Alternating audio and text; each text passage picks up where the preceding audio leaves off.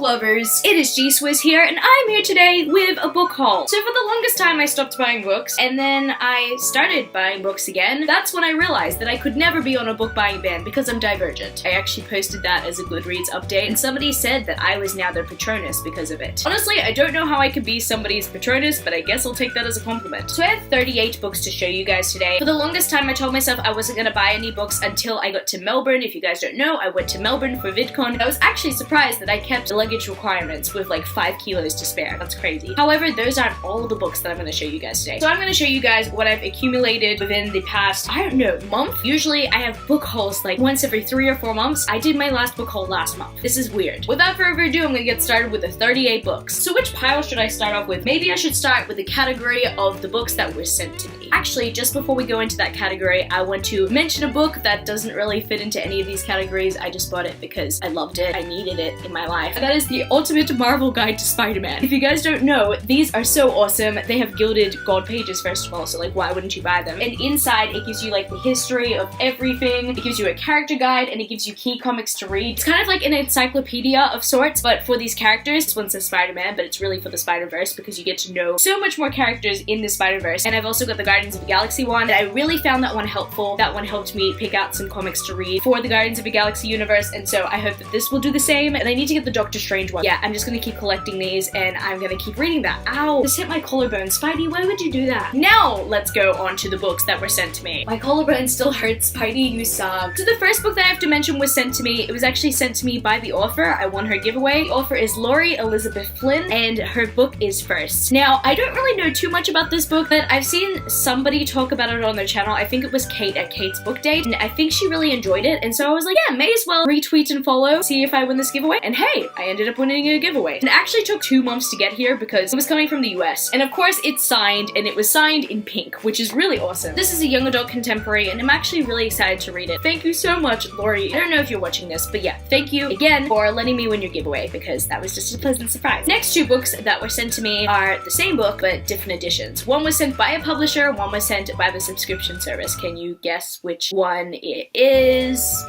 Yeah, I had the honor and privilege of being sent this by Bloomsbury Australia for review. If you guys don't know, I've posted a spoiler-free review / discussion on my channel already, so I will link that down in the description so you can check it out. I had a lot of fun doing that, and of course I had to get the hardback because I'm trash and I need to have all Sarah J. Maas hardbacks, apparently. Last but certainly not least book that I was sent by Bloomsbury Australia was Because You Love to Hate Me, which is an anthology of 13 tales of villainy which involve booktubers and authors as well. I've already posted my review. I will link that down in the description so you can check out as well because I had a pretty fun time ranking each story. Next, I was sent an unsolicited copy of I Hate Everyone But You by Gabby Dunn and Alison Raskin. I got that right the first time, thank God. And I got sent this by Alan and Unwin Australia, so thank you so much, Alan and Unwin Australia. I cannot wait to read this. Everybody has been buzzing about it, and the fact that I got sent an unsolicited copy was just amazing, so thank you. The last but certainly not least book that I got sent by a publisher this month. I'm so happy. It was one of my most anticipated releases of the year, and the publisher was very generous enough to send me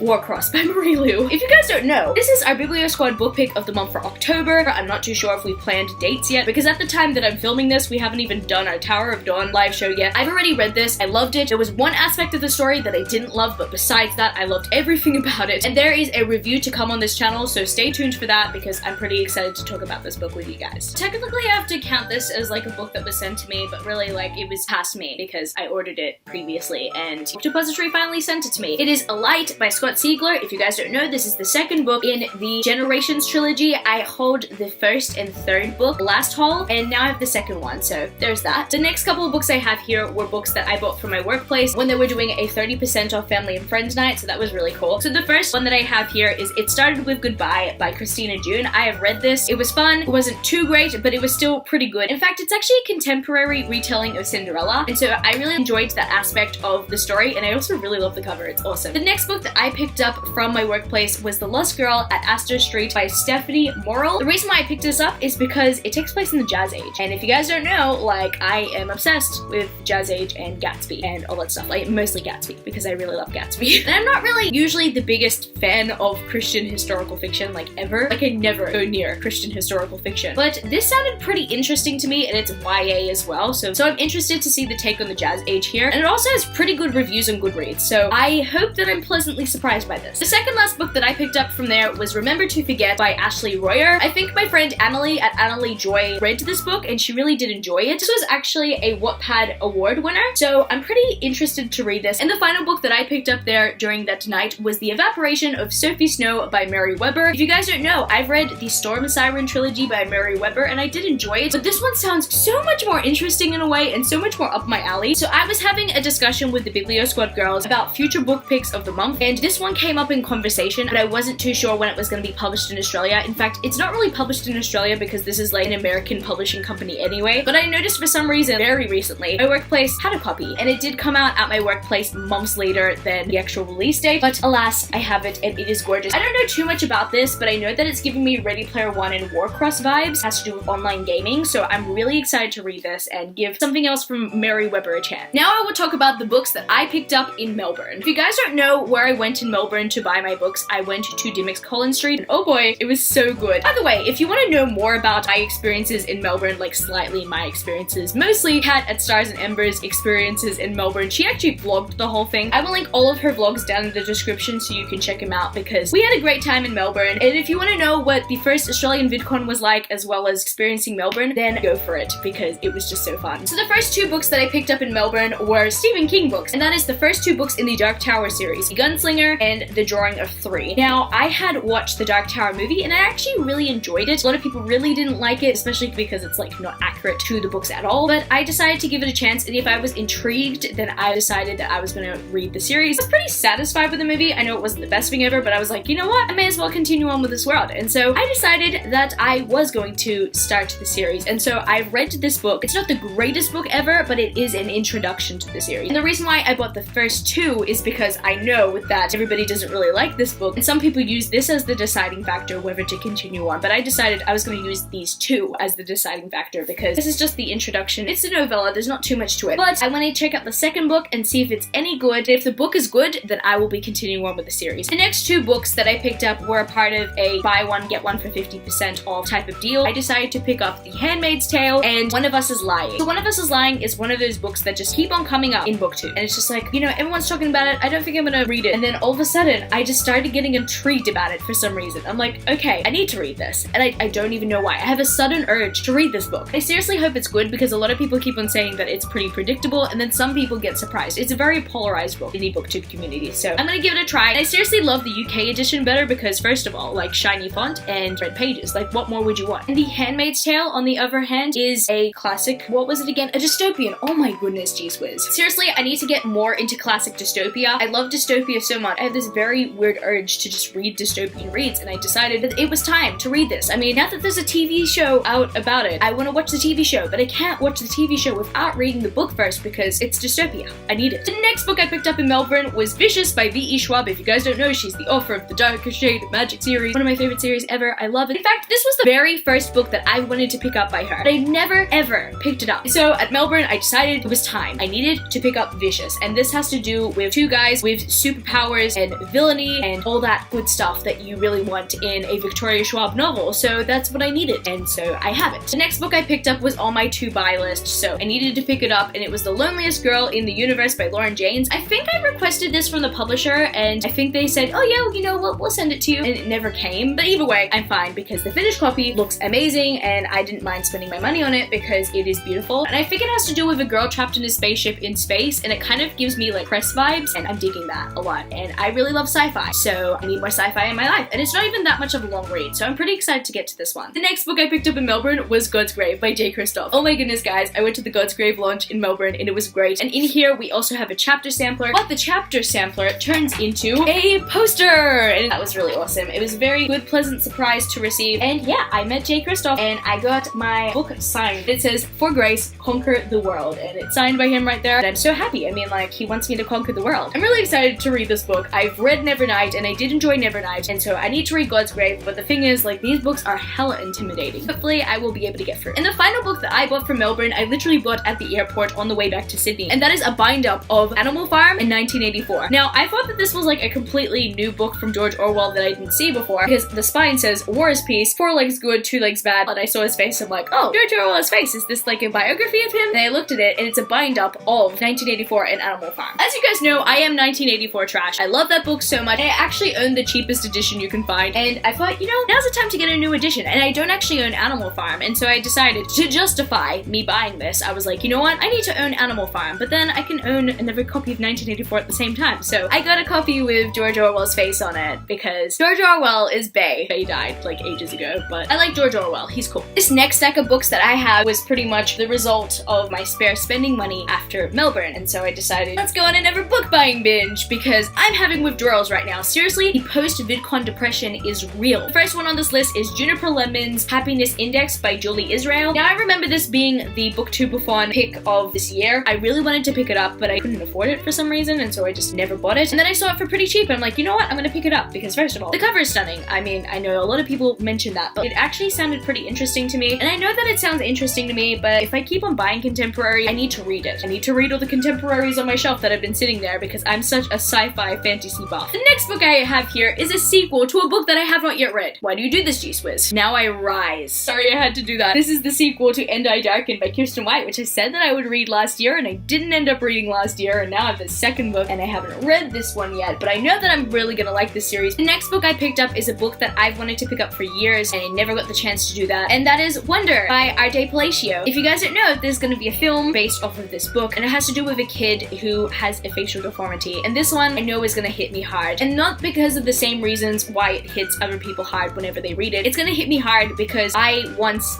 struggled with Bell's palsy, and I'm so thankful that I don't have to struggle with that anymore. But when it comes to this book, I think I know that I'm going to be relating with Augie. Watching the trailer and watching people talk about it, I well up with tears because I kind of know what he went through to some extent, but then again, I could never know the full pain and weight of the situation because my case was temporary and it's not severe to this point. But then again, it was very hard on me mentally to see this take place in a middle school and to see it from a little kid's perspective, and I know that this is going to hit me hard, and I know that this is a very important, diverse read, and I'm really excited to read this one and watch the film. Speaking of Wonder, I have another wonderful title that is Wonder Woman Warbringer by Leigh Bardugo.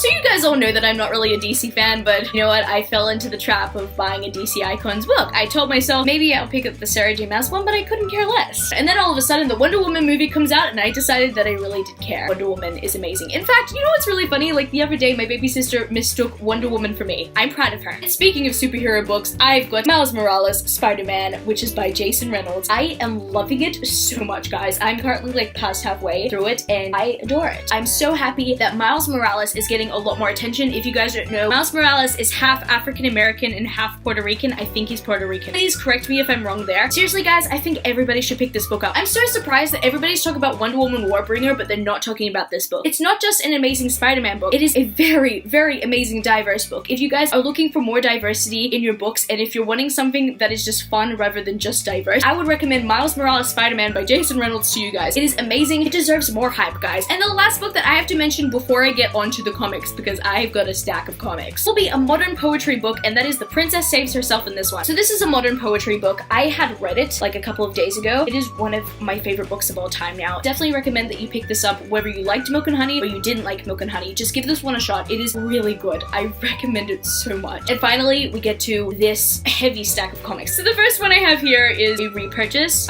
because I Can Explain. Good one, G-Swizz. So this is I Can Explain, which is the first volume in Mockingbird. I was reading this in Melbourne and I left it in my hotel. And when I checked out of my hotel, I left it in there. This is why I should have packed it in my luggage first and then taken it out of my luggage in the airport. And I was so mad at myself, guys. The next two comic books I have here are A-Force Volume 1, which is Hyper Time, A-Force Volume 2, Rage Against the Dying of a Light. I can't even keep this up.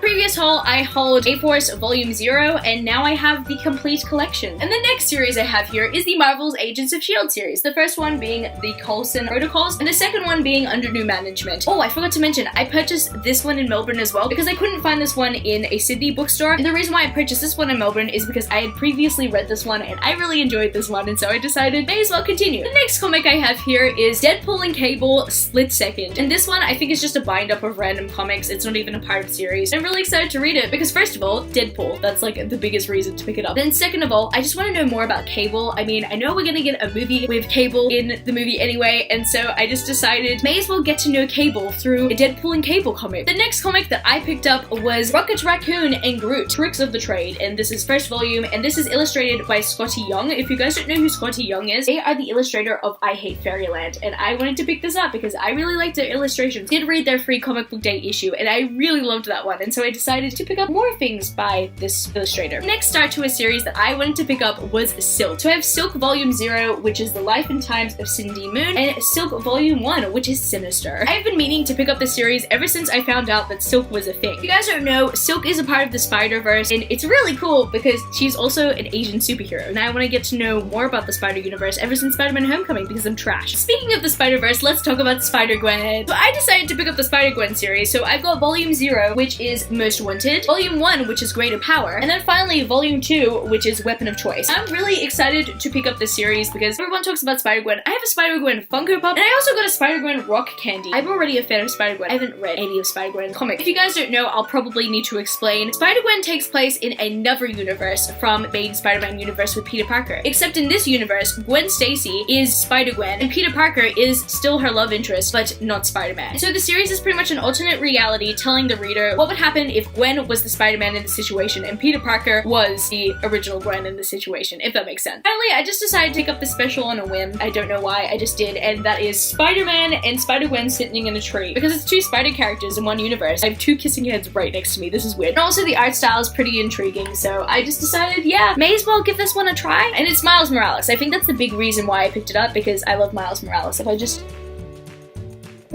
So that is going to be it for this video today, book lovers. You can follow me on my social medias. I'm at G-Swizzelbooks on Twitter and Instagram, and I'm also Goodreads. That's www.goodreads.com/G-Swizzel. I love you, book lovers, and I will see you later. Peace.